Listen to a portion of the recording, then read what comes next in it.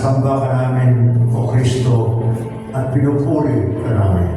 Sapagkat sa pamamagitan ng iyong banal na krus, tinubos mo ang sanlibutan.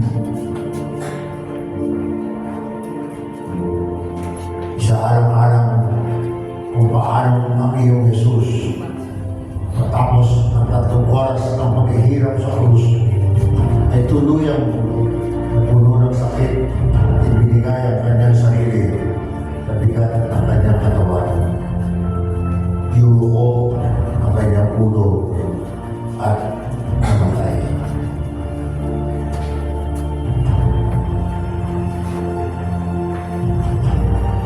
Jesus, kung naghihingalo, may debosyon kong hinahalikan ang krus na pinag-aalayan mo ng iyong buhay dahil sa pag-ibig mo sa akin. Dahil sa aking mga kasalanan, karapat-dapat ako mamatay sa isang kakilakilabot na kamatayan. Ngunit ang iyong kamatayan ng aking pag-asa, sa pamamagitan ng mga biyaya ng iyong kamatayan, ipagkaloob mo sa akin ang biyayang mamatay na yakap ng iyong mga paa at nag-aalab sa pag-ibig sa iyo. Ipinagkakatiwala ko ang aking kaluluwa sa iyong mga kamay. Minamahal kita ng buong puso. Nagsisisi ako sa nagkasala akong laban sa iyo. Huwag mo na akong pahintulutang magkasala pang muli laban sa iyo.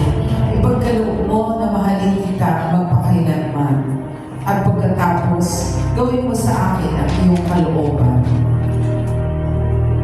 Ama namin, sumasalangit ka. Sambahin ang ngalan mo, mapasa amin ang kaharian mo. Sundin ang loob mo dito sa lupa para lang sa langit. Bigyan mo po kami ngayon ng aming kakanin sa araw-araw at patawarin mo kami sa aming mga sala para lang magpapatawad namin sa mga nagkakasala sa amin. At huwag mo kami ipahintulot sa tukso at iadya mo kami sa lahat ng masama. Amen. Aba, Ginoong Maria, napupuno ka ng grasya. Ang Panginoong Diyos ay sumasa iyo. Bukod kang pinagpala sa babaeng lahat at pinagpala rin naman ang anak mong si Jesus. Santa Maria, Ina ng Diyos, panalangin mo kami makasalanan. Ngayon at kung kami mamamatay. Amen. Luwalhati sa Ama, sa Anak, at sa Espiritu Santo. Paparan mo na ngayon at magpakailanman at magpasawalang hanggan. Amen.